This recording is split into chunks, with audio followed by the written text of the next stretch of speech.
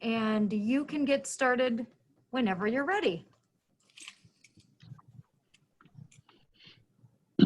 Well, hello again, and welcome to back to part 2 of gardening in a changing climate. If you recall, in part 1, we looked at the elements that are essential for life on Earth and how the Earth regulates its temperature and therefore its climate. In part 2, we'll look at the geologic time scale, which is what you're seeing on the screen right now, the definition of a mass extinction, the driver of mass extinctions, and finally, the first 3 of the 5 mass extinctions, that is the Ordovician, the Devonian, and the granddaddy of them all, the Permian extinction. Before we begin, I'd like to answer a question that often arises, and that is, why go through all this stuff? Why not just cut to the chase, give you part 5, be done with the whole thing, okay? Well, the answer is yes, I could do that. But I think it's important that we look at the causes of these 5 mass extinctions to see if there's any similarity to what is happening today. Might give us some insights into how to change our actions, or at least mitigate what might happen. We all want to continue our lives and our gardening as we always have. The key here is that if you don't, or if you want to know where you're going, you need to know where you've been. Or put another way, and this is a quote that I'm sure I'm going to slaughter, but you'll get the picture. Those who fail to learn the lessons of history are doomed to repeat it. So with that then, let's go ahead and get started with part 2, and that's the mass extinctions. Before we look at those 5 mass extinctions, then it's important to, I think, we need to look at the geologic time scale. That is, how geologic time is divided into units, and that's what that slide is showing you. And that would help us keep track, I hope, of where we are and where we're going. As you can see, geologic time is divided into distinct units that are shown. And what distinguishes one unit from another, or maybe differences in rock strata, it may be chemical traces, fossil remains, carbon dating, or something else. The changes between time units may not be abrupt, and in fact, sometimes they overlap. At other times, they're very distinct. So this slide then shows the various eras and periods of the Phanerozoic aeon, which began 542 million years ago and continues into the present day. If we were in a class where you're here and I'm here together, as this class was originally written to be done, this would be a handout you would get. And the reason for that, it helps you keep track of where we are as I start talking about all these different eras and periods. So what I'll try to do, first of all, you need to try to see if you can just kind of keep it in mind. And what I'll try to do is give you some prompts along the way to kind of keep you oriented. Otherwise, I know I get mixed up as who's which and which era is who and everything, which period came first and all that. So I'll try to keep you straight, but if you can kind of look at this and remember it, it would really help a lot too. So remember that the Phanerozoic aeon is the aeon when life really evolved from simple single-cell organisms and maybe some very simple multi-cell organisms to complex multi-cell organisms. This is the aeon in which the 5 mass extinctions occurred. There were a couple other extinction events which I'm going to talk about that didn't really meet the criteria of mass extinctions, but I think they're kind of important, especially the first one.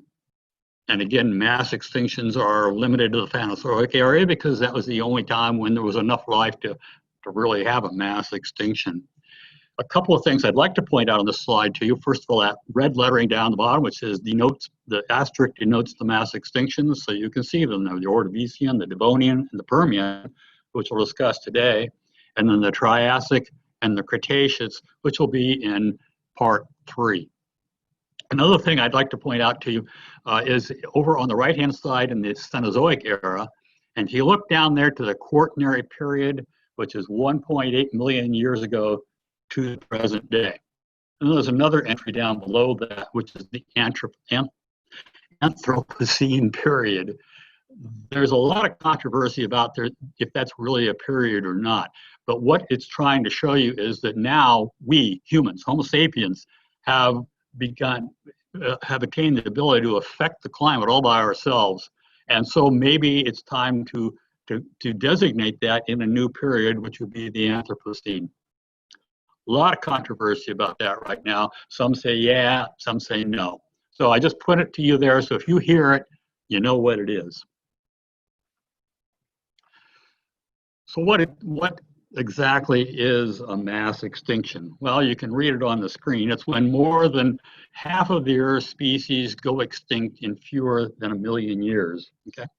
Most of them happen much more quickly than that, and some of them happen in just a few thousand years, which is hardly the blink of an eye in geologic time.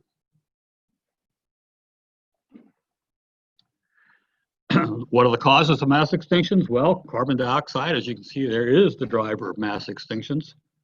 There are many underlying factors that lead to carbon dioxide levels going too high, too low, but they all lead to either too much or too little carbon dioxide in the atmosphere, which either overwhelms or underwhelms the rock cycle and short circuits the Earth's ability to regulate its temperature. And when that happens, things go badly. And that's, read the red on the bottom of the scale there, or the slide there, where it says the Earth has tried this carbon dioxide experiment many times in the past, and it has always ended badly.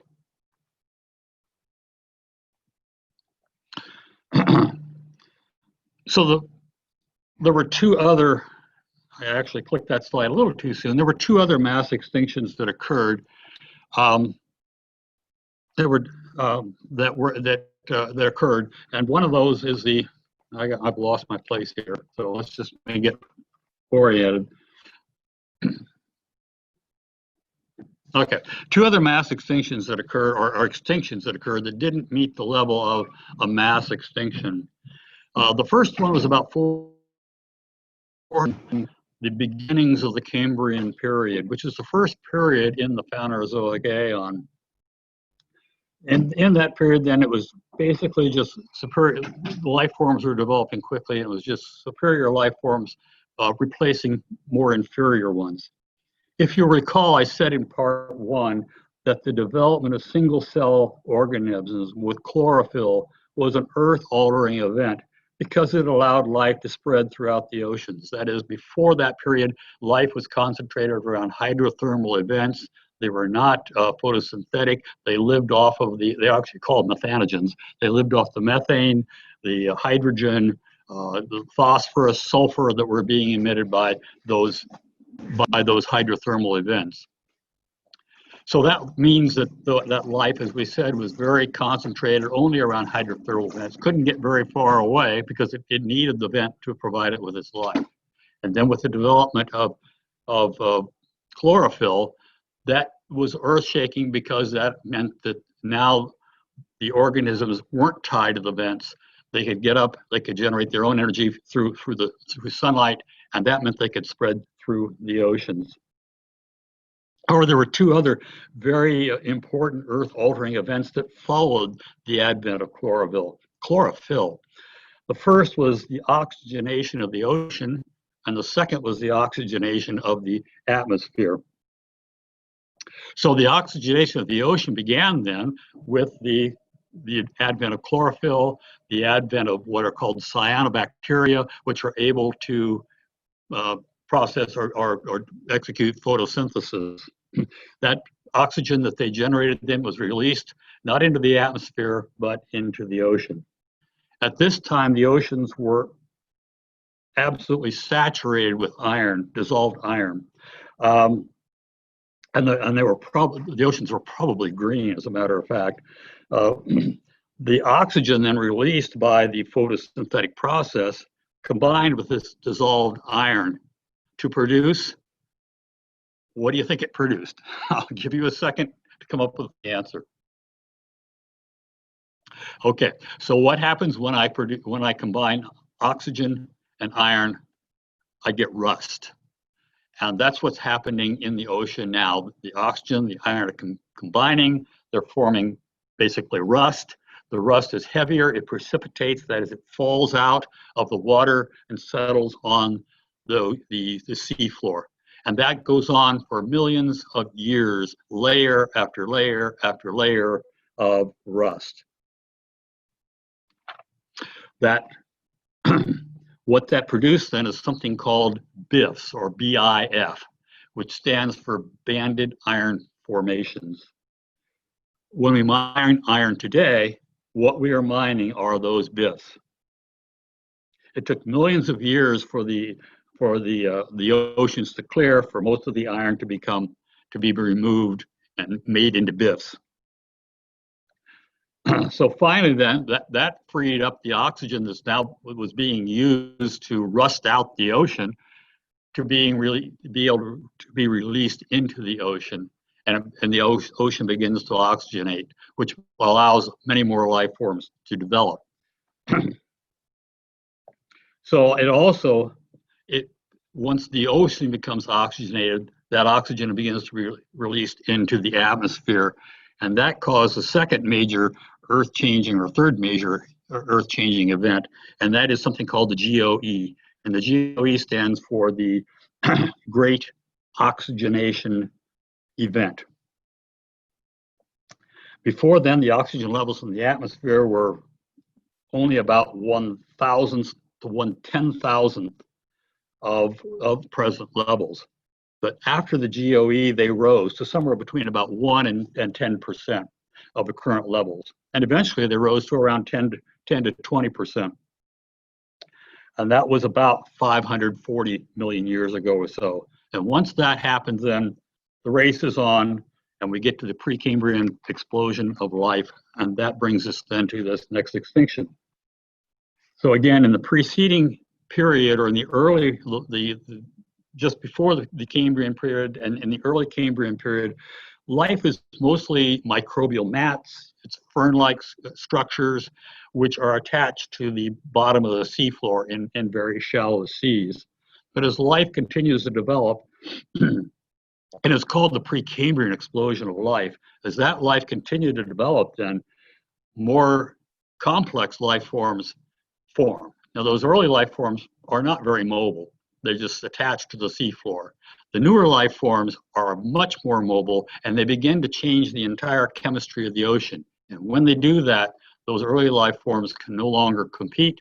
Eventually, they go extinct, and that's what is this first 490 million year ago extinction period. I guess the question I would ask you then is, does this have applications for another potentially biologically caused extinction 540 million years later? And we'll talk about that when we look at the impact of Homo sapiens. The extinction 55 million years ago was a result of atmospheric and oceanic warming. There was some ocean acidification and probably partial anoxia. And anoxia means no oxygen or little oxygen. No one's quite sure what caused this all to occur, but the Indian subcontinent was colliding with Asia at this time. It could have been volcanism was enough with that collision to cause the warming of the atmosphere and warming of the ocean, and with enough carbon dioxide acidifying the ocean. But no one really quite knows. In any event, there was extinction of some marine life and some land species, but again, neither one of these two extinction periods amounted to what we call a mass extinction, where half of life goes extinct in less than a few million years. So with that then, let's move into the first mass extinction, the one that's for real. And that occurred about 445 million years ago in the late Ordovician period. The Ordovician period, especially early on, is called the Great Ordovician Biodiversification Event, and was one of the greatest life diversification events to ever occur on Earth. Unfortunately, it ended rather badly, because by the end of the Ordovician, 85% of all life is destroyed. For most of the period, the oceans were warm, or the atmosphere was warm, it was wet, atmospheric carbon dioxide levels were pretty high because there's a lot of volcanism going on. And much of the continental landmass are covered by very shallow seas. They're quite warm, and they teemed with life. In fact, during the Ordovician, all life is still in the ocean. By the end of that period, however, we have a massive ice age. The sea levels drop by 300 feet, and the ocean temperature dropped 5 degrees Celsius. So what went wrong? What was the problem here? Well, it's the rock cycle. Remember the rock cycle we talked about in part 1? So if you couple then a warm atmosphere, which is already high in carbon dioxide levels, the existing volcanoes are pouring more carbon dioxide into the atmosphere. So we've got a really very warm climate. We've got warm seas, and we've got lots of life in those warm seas. We're also having the acid rain is dissolving rock and making carbonates, and we're flushing then nutrients into the ocean. So that sparks even the development of more life. So as you can see in our picture then, what happens is that 2 subcontinents, one called Baltica and the other called Appalachia, collide with the eastern edge of the North American continent. It's a massive collision. And what it does is it raises a massive mountain range. Peaks are 20,000 feet, perhaps 22,000 feet in elevation. They're loaded with volcanoes, which start pouring even more carbon dioxide into the atmosphere. We call that mountain range today the Appalachians. It was much bigger then. And it also shows you what about 450 million years of weathering will do to a mountain range. So at first, then, this is pouring more carbon dioxide into the atmosphere. Well, at first, everything stays pretty much in balance. We've got the carbon dioxide going into the atmosphere, and we've got now lots of fresh basaltic rock and lots of acid rain. And so the removal of carbon dioxide from the atmosphere through weathering is about in balance with the addition of carbon dioxide by all these volcanoes now that are pouring things out. Something else you have that goes on, remember all that nutrient flow into those warm seas sparks massive algae blooms. Those algae remove then carbon dioxide from the atmosphere to initiate and carry on the photosynthetic process. That is another then thing that removes carbon dioxide from the atmosphere. Again, everything is going along pretty fine, still roughly in balance. And then something happens. The volcanism in the Appalachians stops. When that stops, then we lose a lot of the carbon dioxide addition to the atmosphere. The atmosphere is still warm, still a lot of carbon dioxide, but now, and so the weathering continues for a while, but we begin to slowly draw down the carbon dioxide in the atmosphere, both through the continued weathering that's going on and the algae removing carbon dioxide. So what happens next is then that those carbon dioxide levels are falling, and so it starts getting eventually cooler, and it gets cooler, and it gets cooler. As it gets cooler, then obviously the temperatures are falling, and so instead of just raining now, we begin to get some snow. And then it gets cooler still, and the snow doesn't melt, and then it forms ice sheets, and then it forms glaciers. And what it ends up with then is about most of the Earth's surface is now covered with ice. All that water being removed from the ocean to form that ice now causes sea levels to fall, and those warm, shallow seas drain. The seas are colder now, so much of the tropical fish that were in the ocean, or anything that's tropical in the ocean, now dies because it's too cold. The shallow seas drain, and the creatures that were living in them also die. So the temperatures continue to fall, and as I say, eventually we're glaciated. What that means then is that as the atmosphere is now cooler, it can hold less water vapor, and so weathering slows down. There's still volcanism occurring. We're now removing less carbon dioxide from the atmosphere. The volcanoes are still putting carbon dioxide into the atmosphere. Those that are still around, and there's a lot of them. And so now the carbon dioxide levels begin to rise.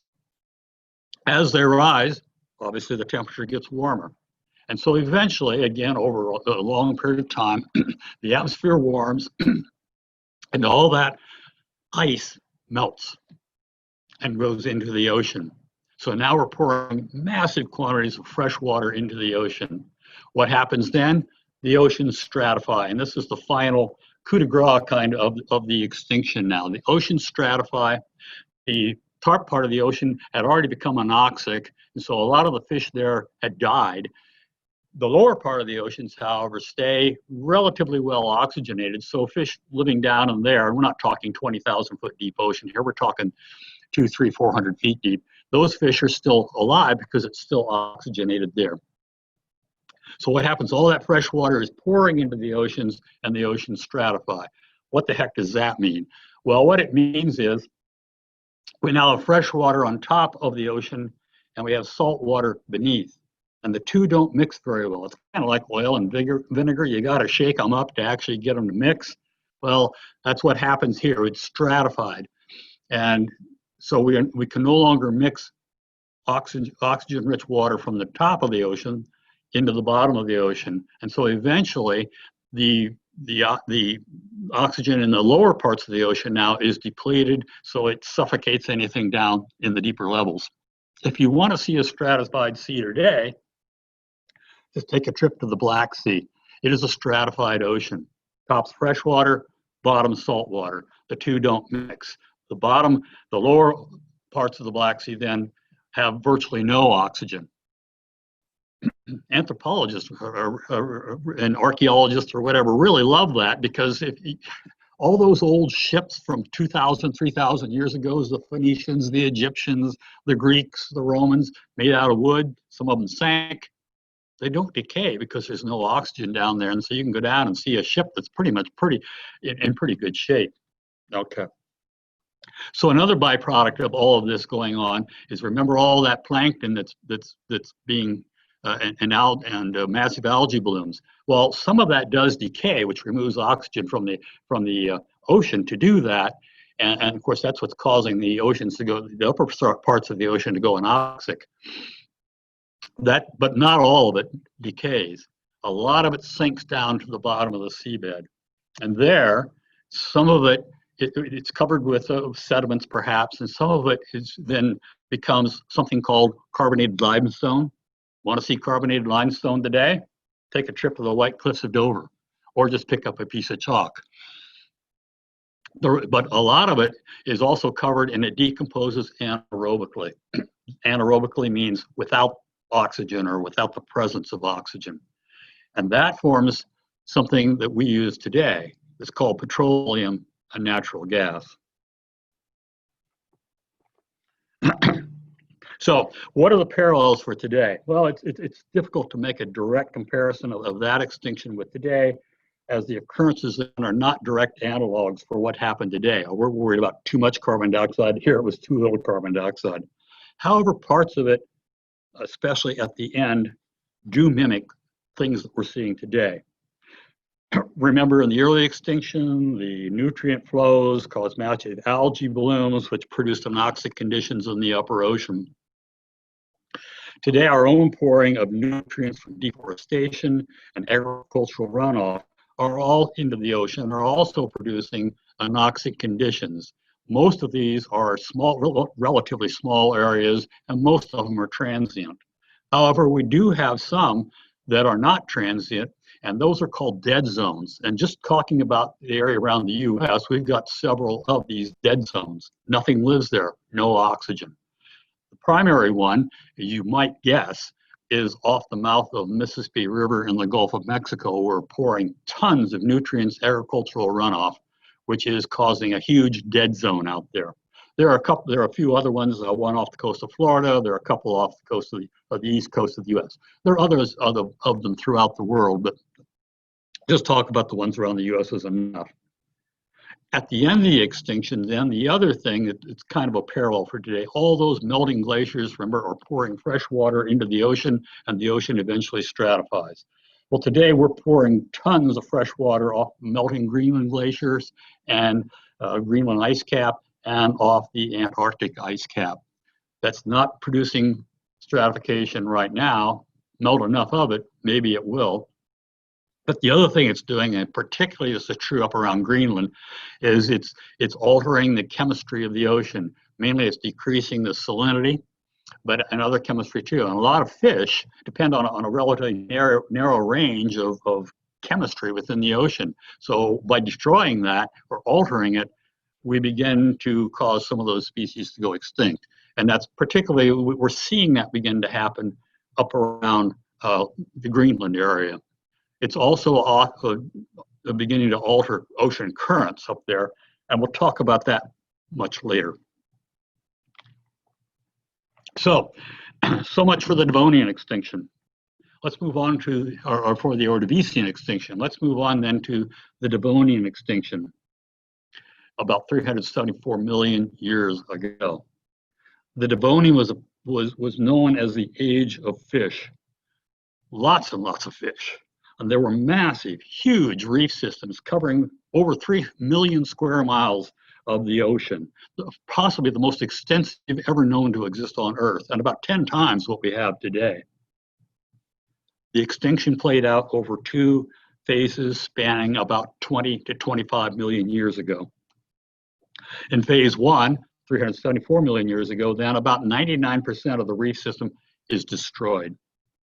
Again, there were huge plankton blooms which formed massive carbon sinks, much as they did in the Ordovician, which again caused the upper ocean to go anoxic, decomposed, and drop down to the seafloor, again forming petroleum and natural gas deposits. And in fact, those natural gas and petroleum deposits that we're pumping today expand from New York across Pennsylvania, the upper tier of states, and on up then through the Dakotas and Montana.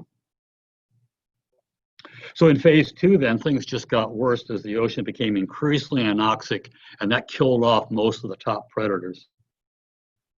It took the reefs that were destroyed about 100 million years to recover. So what went wrong? Well, there are 2 theories, unfortunately, so you're going to have to choose. Theory number 1 blames it on the trees, and that's what we're showing here on our slide. Theory number 2 blames it on something more standard, volcanism. So let's look at theory number 1 first. So as plants are now beginning to move from the ocean onto the land, and when they first start out, they're probably pretty small. But as more and more of them move on, things are getting pretty crowded. They begin to compete for nutrients from the soil, so their root systems are getting bigger, and they got to grow higher because they're looking for sunlight. They need the sunlight. So that progresses from little plants, small plants, to medium plants, and finally up into great big plants, like big, massive trees, okay? And they need big root systems, those big trees, to anchor them. The roots go down and break up the soil, and they allow water to penetrate so that nutrients can be washed out of the soil. They bring some of those nutrients up to the surface, okay? Remember, it's warm, again, it's raining a lot, and so we have all those nutrients being washed down into the ocean, which sparks those massive plankton blooms, which make the oil deposits, and also make the upper part of the ocean anoxic. So the upper ocean, well, let's see, all the trees then are a huge carbon sink. They're sucking carbon dioxide out of the atmosphere, as is all that massive algae out there. And so the carbon dioxide levels begin to fall in the atmosphere. In fact, they decreased from about 90% from starting out at about 3,000 parts per million. So again, with that massive removal of carbon dioxide, temperatures begin to fall, and once again, we glaciate, and the Earth becomes not covered with ice, but somewhat covered with ice. This huge, massive ice age is not as large or as long-lasting as the one in the Ordovician, but it lasts long enough to to do accomplish what it needed to accomplish, I guess, if you think the extinction was needed. So theory number 2 then, it says that there was large-scale volcanism in what is now Russia and Ukraine, and that released massive quantities of carbon dioxide in the atmosphere, leading to global warming, sea level rise. The warmer atmosphere and large oceans then lead to more rain, faster weathering. Again, it's the rock cycle, okay? The rapid weathering led to rapid withdrawal of carbon dioxide from the atmosphere. The algae are doing the same thing, and the temperature falls, and eventually we get glaciation. And so you end up in the same spot as you did with the trees, just by a different route. So which of those theories is correct? I haven't got a clue. It could be both, a little bit of both. So I'll leave it to you to pick whichever one you like. So this then was the worst extinction then of vertebrates to ever occur on Earth. Not that we lose 99% of the coral reefs, but we lost about 96% of all vertebrates. Those spreading forests were also decimated. So what were the consequences of this? Well, the major consequence, besides the extinction itself, was the almost complete reduction of something called speciation. What the heck is that? Speciation is just the forming of new species from existing species. Okay, then according to the fossil record, speciation virtually stopped. It decreased drastically in the late Devonian period. And you could say, well, probably that's because there were so few species left to speciate. But the problem with that thinking is that extinctions usually spur speciation. And they need to, because you need everybody, so much stuff is dead, so few species left, you need them to speciate to repopulate the earth with new species. So what happened? Well, in the early Devonian, the continents were far apart and isolated, okay? And because of that then, the ecosystems were isolated, very far apart. Plants, animals, whatever, on this chunk of land can't get over to this chunk of land because there's so much ocean in between, and this chunk of land, and so on and so forth. So that means those species develop in isolation on their own little chunk of land. And so you get a whole bunch of different species, and they can't cross over to maybe wipe out species over here because these guys are better than these guys. If you want an analogy of that from today, take a look at the Galapagos. Not the Galapagos of today so much, because we're kind of ruining them. But look at the Galapagos that Charles Darwin saw when he visited them, and what formed the basis for his origin of species and selective speciation. So then these islands are relatively far apart. The species from one island can't get over to the other island, and so they develop separately. So birds over here may have bigger beaks or longer beaks or shorter beaks or tougher beaks than birds over here. So, and the same with lizards or anything else. So these guys all develop on their own. These guys all develop on their own. You got lots of speciation going, as you did in the early Devonian. So, but what happened then as the Devonian progresses is the continents begin to drift closer together. Eventually, they'll form Pangea.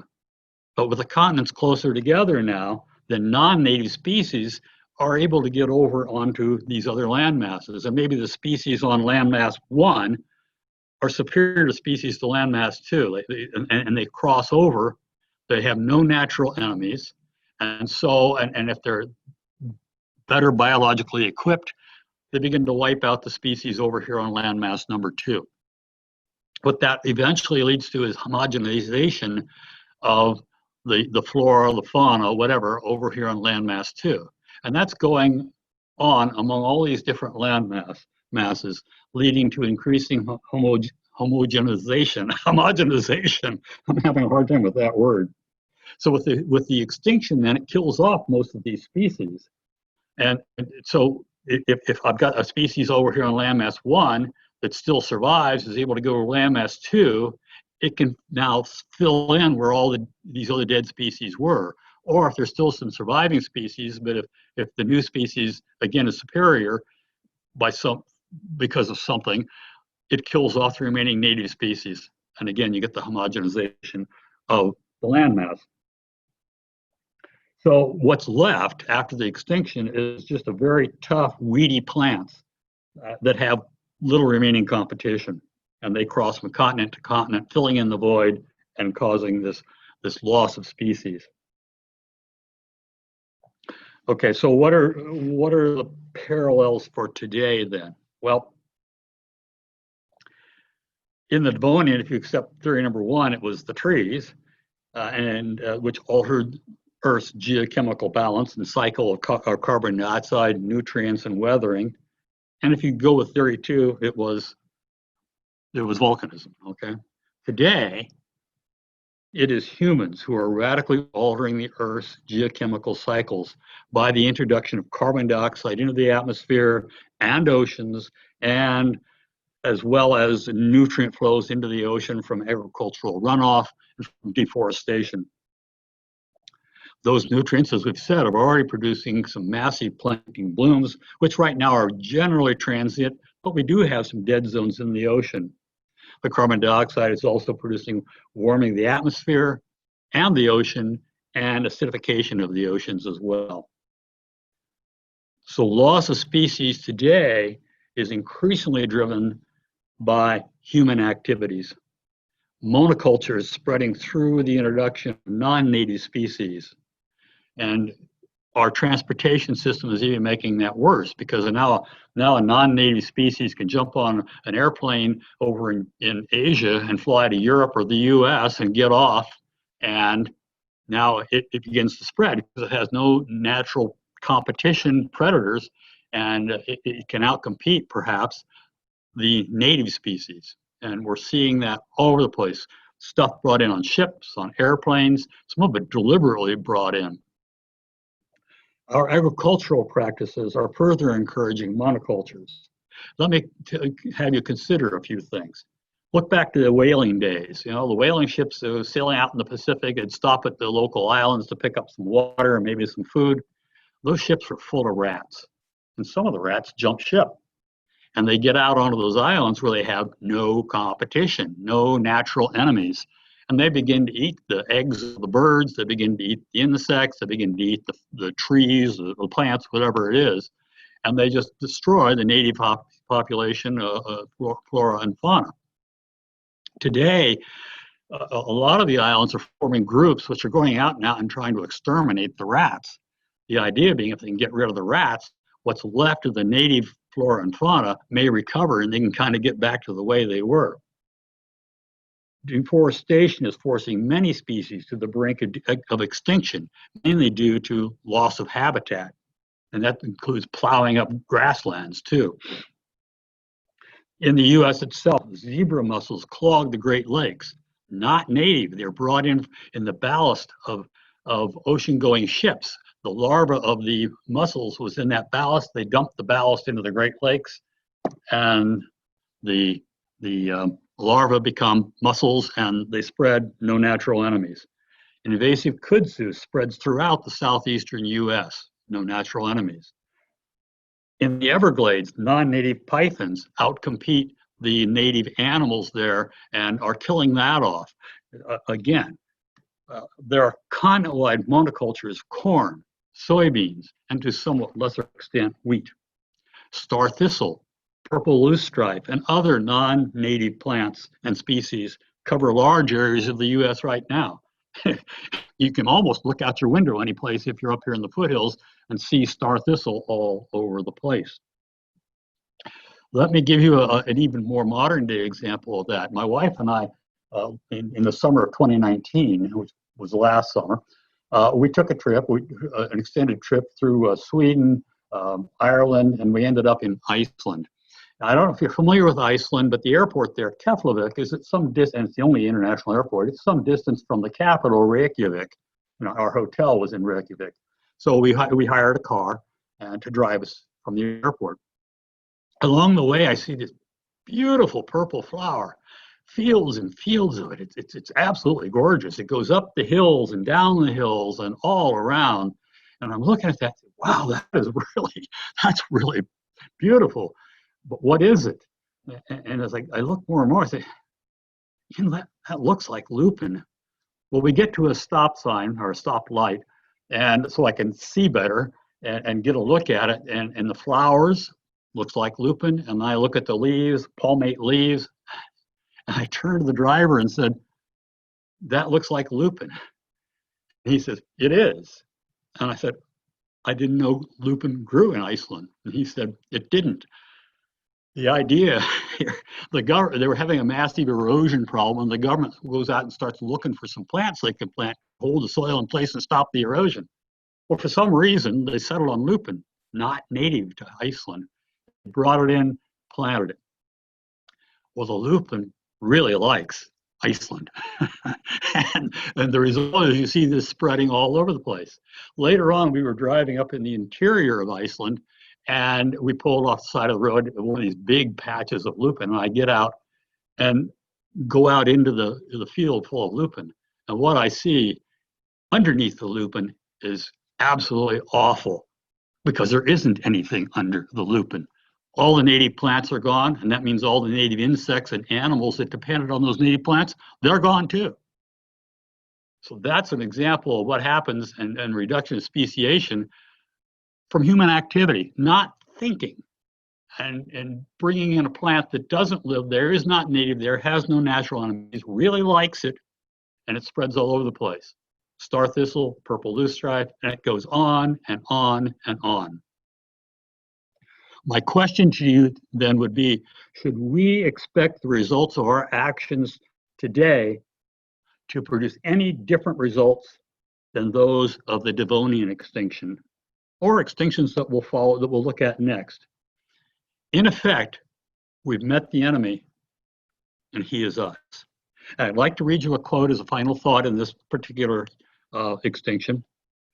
And it's from our reference 7 there, The Ends of the World, by Peter Brandon. And what he says is, a way to render a plant lifeless is to stop speciation. End of quote. We are rapidly homogenizing the earth. So with that then, let's move on. And about 252 million years ago, then the earth in what is now Siberia was torn open, and massive amounts of lava, magma, flowed forth, and also massive amounts of carbon dioxide filled the atmosphere. Those are called today the Siberian Traps, and the extinction it produced is called the Permian Extinction. It was the greatest mass extinction event to ever occur on Earth. Never before or since has Earth become so close to losing all life.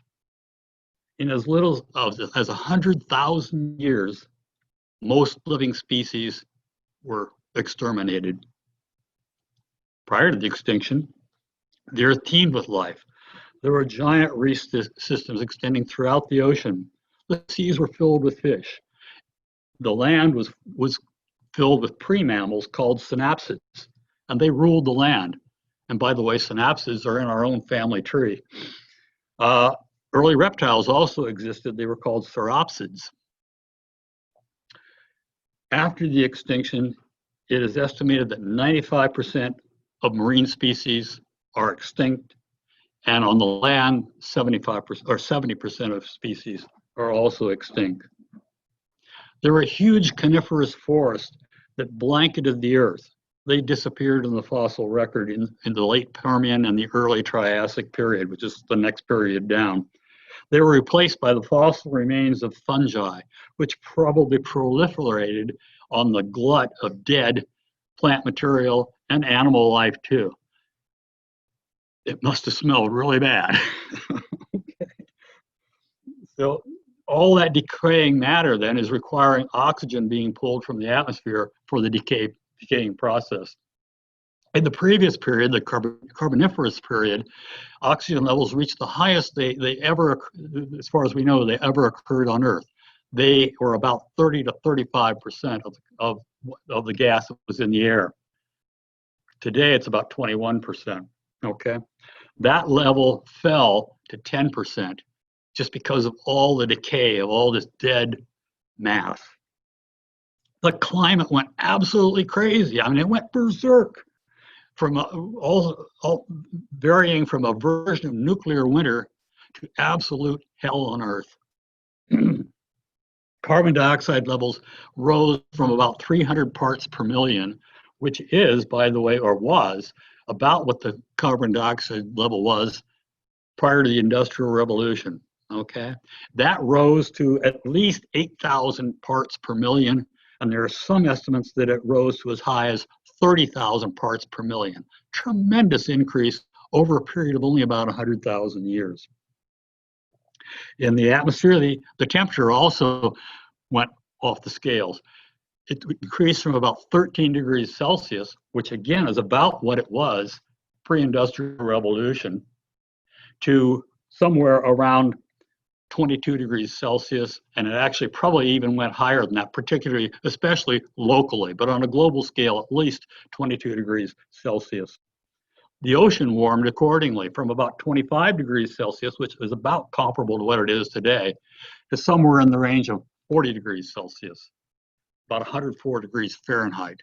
And that's the temperature of a hot tub. And that kind of baked the fish. The seas returned to the conditions that existed on the early Earth. They were anoxic, they were acidic. Stromatolites, which were some of the early life forms on Earth in the oceans, enjoyed a brief renaissance. They're forming from the microbial slime that filled the oceans. Bacterial kingdoms, and single cell creatures, predominated, again, taking us back to the early oceans on the early Earth. On the land, most animal life was also gone. Even insects suffered their only mass die-off ever, except recent studies suggest insects are coming under more and more stress, with about 40% of insect species in decline today. In fact, they appear to be declining at a faster rate than our birds and mammals. It is estimated that most insect species could become extinct by the end of the century. And that is not a good thing, folks, because there's a lot of animals, a lot of that rely on insects for their food. And of course, we rely on insects to pollinate a lot of the food plants that we grow. I want to read you an article. I didn't have time to incorporate this because it's out of the Smithsonian from April of 2020, and it's an article entitled, if I can get to it, Wild Man. It was written by Jerry Adler.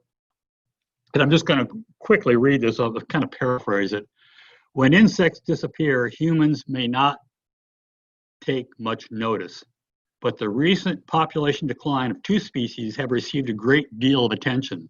The monarch butterfly, because it's an iconic, easily recognizable, and beautiful creature, and the honeybee, because it's needed to pollinate crops.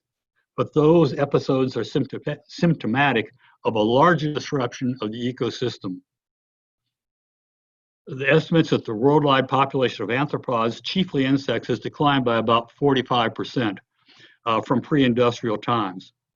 Without insects, it would be the case that lizards, frogs, toads, birds, mammals, rodents, up through even bears, would lose all or a large part of their diets. The little things that run the world are disappearing. This is an ecological crisis that we're just beginning to talk about, and that's the end of that quotation. So trees also disappeared. All those Carboniferous, in the Carboniferous age, are a massive forest covering virtually the entire Earth.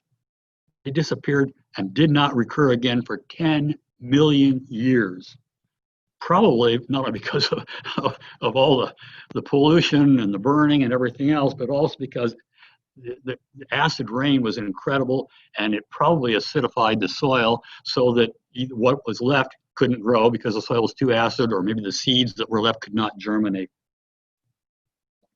Okay, And then, as I said, fungus enjoyed this brief explosion, letting off the mass of dead material that is covering the Earth. So what caused it? Well, we've already said it was these massive flows in Siberia was a primary cause. These were not huge stratovolcanoes. They probably weren't even shield volcanoes. All it was a massive flowing of magma and lava over the surface of the Earth. They're called continental flood basalts. And the floods, or the flows themselves, are known as the Siberian Traps. The flow spread lava over 2.7 million square miles of current-day Russia. And in parts of Russia, that lava is 2.5 miles deep. To let you get your hands and your head around how much lava that is, if we take the continental United States, move all that lava over to us and spread it evenly over the entire continental United States, it would cover the continental United States to a depth of 1/2 mile. That's how much lava it was. The eruptions actually started about 300,000 years before the extinction event. They continued through the extinction and lasted for another 500,000 years afterwards. But most of the lava, about 2/3 of it, actually came out during the extinction process. The primary kill mechanism was not the flow of lava, but was the release of enormous volumes of volcanic gases, primarily carbon dioxide, but also hydrogen sulfide, H2S, probably hydrochloric acid, H2SO4, and a bunch of other stuff. This wreaked absolute havoc with the global climate and with ocean chemistry. The entire extinction occurred over really the blink of an eye, 60,000 years. So what went wrong? It'd probably be able to tell you shorter what went right, because nothing did. Virtually everything that could go wrong did go wrong.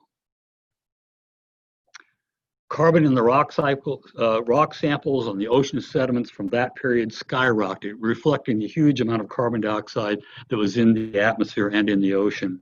Let me read you a little bit of a quote again from Peter Brannan. And he says, "The rocks themselves contributed to the release of carbon dioxide gases. Most of the rock sediment was sedimentary. It contained huge deposits of coal, oil, and natural gas. The eruption set all that on fire, releasing even more carbon dioxide into the atmosphere." End of quote. It also released huge quantities of water vapor, which is another greenhouse gas. It also releases huge amounts of particulate matter into the atmosphere. And it also probably released a lot of nitrate compounds into the atmosphere as well. To resume the quote then from Peter Brannan, there were also huge salt deposits throughout the area. These too were incinerated.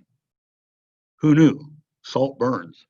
These released toxic chemicals such as halogenated butane, methyl bromide, methyl chloride, chlorine, and fluorine. The latter two, chlorine and fluorine, form chlorofluorocarbons, and we'll talk about those in just a little bit. So the rate of carbon dioxide was astronomical, estimated to have been somewhere between 10,000 and 48,000 gigatons over that 60,000 year period. And remember, 1 gigaton is 1 billion metric tons. That's a bunch. So let's just take a look at what we do today. If we burn all the available fossil fuels we can get our grubby little hands on, we'll release about 5,000 metric tons, or 5,000 gigatons of carbon dioxide into the atmosphere. Now, if we do that over 100 years, which isn't impossible at the rate we're going, we'll release about 25 gigatons per year into the atmosphere, or about 50 gigatons per year over the atmosphere. If we do it over 200 years, that'll be about 25 gigatons per year, and over 300 years, about 17.5 gigatons per year, okay? By contrast, it's estimated again that 10,000 to 48,000 gigatons were released in the Permian over 60,000 years. So if we take kind of an average value, 30,000 gigatons, divide it by 60,000, we get about 0.5 gigaton per year. Now, that's not realistic. I realize that.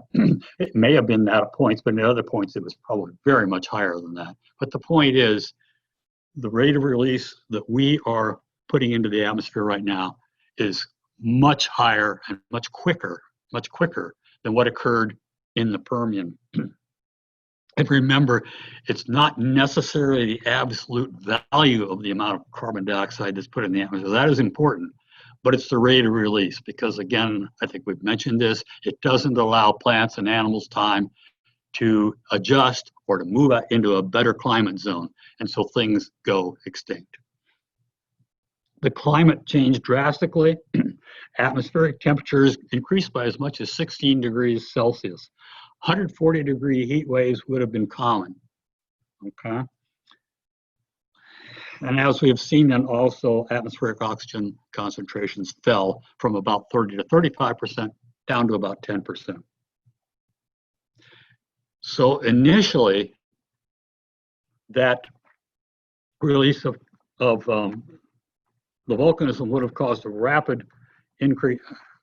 I'm having trouble here with my slides, so hang on just a minute here. So initially then, you'd think all that carbon dioxide being added to the atmosphere would have caused the atmosphere to warm, but that's not actually what happened. The carbon dioxide levels do increase drastically in the atmosphere, and that does cause a rapid acidification of the ocean with the corresponding loss of reef systems and a lot of the food chain. But what also happens is that water vapor, the nitrous oxide, the nitrogen compounds, the particulate matter, that all rises to the top of the troposphere or the lower parts of the stratosphere, and it forms a massive cloud deck. That cloud deck lasts for a long time because the eruptions lasted, as you remember, for a long time. And what that does is it affects the Earth's albedo. Remember the Earth's albedo? We talked about it in part 1. It reflects about 30% of the sunlight that falls on Earth to warm the Earth. Well, what happens here is we now have a massive cloud deck that persists for a huge amount of time, a long time, and that increases the albedo. To what? I don't know, but I would guess it was probably the albedo climbs to 70, 80%, something like that, maybe even more. And what that does then is, even though we've got a lot of carbon dioxide in the atmosphere, there's no sunlight getting through to warm it. The sunlight's all being reflected. And so the temperature begins to fall. And as it falls in colder and colder, and then it causes many tropical species, both on land and in the ocean, to die because it's too cold. Okay? But that is not the end of it. It also, there's less sunlight getting through, so photosynthesis now either ceases entirely or it's reduced quite a bit, which means that any plants on the land, the photosynthetic process is away. They can't make their own food, and they begin to die, and the animals then that depended on them, they begin to die. The ocean, the same thing is happening. The basis of the food chain basically is destroyed, which makes the entire ecosystem collapse. But that's not all. Okay, there's more. Remember that methyl bromide? It rises up to the ozone layer, and it destroys the ozone layer. That allows then the ozone layer, as you probably know, filters out most of the ultraviolet radiation that's coming from the sun, which makes us able to live, although we still get sunburns, right? And you say, well, the clouds would have blocked the UV from coming in. Well, I know it's not right. Clouds don't really absorb UV radiation. That's why you get a sunburn even on a cloudy day. So that methyl bromide destroys the ozone layer and allows the full effect of that UV radiation to hit the Earth, and that causes massive genetic mutations. Not all of them are fatal, but a lot of them are, and that kills off even more stuff. What we've done is we've descended into nuclear winter, and that lasts for quite some time. But eventually, that cloud layer dissipates, and the sun comes out, and hooray, okay, it's over. Well, it's not, because now that sunlight is hitting all that carbon dioxide, which is still in the atmosphere, and the atmospheric temperature soars. And not only that, but a lot of that heat is also absorbed by the oceans, so the oceans, as you saw, heat up dramatically too, which kind of administers a coup de grace that anything that's left is still alive. So this extinction was just catastrophic. I can't even find words to the impact of this extinction on the Earth. But it was catastrophic, let's just say that. So what are the parallels for today? Well, we've seen that just about everything that could go wrong did go wrong, okay? Massive carbon dioxide in the atmosphere, global warming, ocean acidification, ocean anoxia, UV radiation pouring through, the cessation of photosynthesis, everything, okay? Today, we're releasing about 40 gigatons of carbon dioxide annually into the atmosphere. That's perhaps the fastest rate that has ever occurred in the last 300 million years, and it may be the fastest rate that's ever occurred in the history of Earth. While the total amount that we can release is small by Permian standards, remember again, it's the rate of release and not necessarily the absolute volume that proves fatal and causes extinctions. Today, we are seeing many then of the same developments, the same occurrences that happened during the Permian extinction repeated, okay? Atmospheric warming, ocean acidification, the beginnings of perhaps anoxia occurring in the oceans. We're seeing reef destruction. We're seeing initial signs of a troubled ocean food chain, which again we'll talk about a little bit later. So let me quote again from Peter Brandon, and what he says is if we burn all available fossil fuels, the release will be, as I said, about 5,000 gigatons of carbon dioxide. This would likely make Earth uninhabitable for humans and raise sea levels by about 200 feet. End quote. So I've just given you an unrelenting, horrible, depressing things that happened in the Permian and the previous two extinctions as well. So I'm kind of winding up this part two. I'd like to leave you with something a little more positive. And that is, do you remember the ozone hole back in the late 80s, early 90s, somewhere in there over the southern hemisphere, which was allowing more UV radiation to reach the surface of the Earth, much as it did in the Permian, but this is just a hole, not the whole thing gone, okay? Well, humanity achieved one small victory. Left unchecked, the hole would have expanded, depleting the ozone and subjecting the Earth to that same bombardment of UV radiation that occurred in the Permian, with likely the same effect. In the Permian, it was methyl bromide that caused the loss of the ozone layer. In the latter half of the 20th century, it was chlorofluorocarbons, which were used either as refrigerants or as propellants in aerosol cans. At the rate of release that was occurring then, it was estimated that the ozone layer would have been destroyed by about 2060. When my wife and I were touring New Zealand and Australia in 2014, excuse me, I'm losing my voice here. In 2014, we would take tours, and the tour companies would have these huge vats of sunscreen available for us to use. And it wasn't the garden variety SPF 15 or SPF 30. It was like SPF 50 or 70 or it was some ridiculous number. And we were encouraged then to not just put it on, but to lather it on. And it was free. And the reason for that was this UV coming down. You were trying to protect yourself as much as you can from UV coming down through that hole. It was only the 1987 Montreal Protocol then that ended the use of these gases and forbade their production, and that resulted then at a gradual closing of the ozone hole, so that by 2019 it was almost closed, and it was estimated that it would be closed by about 2050. Good news. Except, there's always the dark side. There are recent reports of some Chinese manufacturers who have resumed production of chlorofluorocarbons.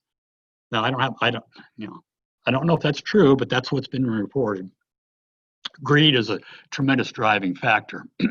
But if it's true, and the Chinese government doesn't put an end to that, and it spreads, we're going to find ourselves back in the same place we were prior to the Montreal Protocols. So with that, then, we're reaching the end. I have one more slide for you to see. I'm going to let you read it because I think it says things much better than I can. So a few points for you to ponder. Keep them in mind as we look at the next two extinctions and as we discuss what is occurring today.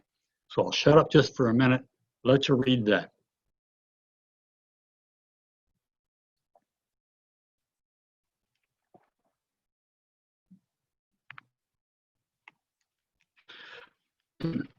So this brings us to the end of part 2. In part 3, we'll look at the last two mass extinctions, the Triassic and the Cretaceous, and then we're going to look at the, we're going to try to compare what occurred in those mass extinctions more clearly to what is occurring today. I hope you got some information out of this. If nothing else, I hope you enjoyed the story because it is really, really a fantastic story, and it will continue in part 3. So I hope to see you then. And in the meantime, I would just say thank you for the privilege of your time, and see you next time.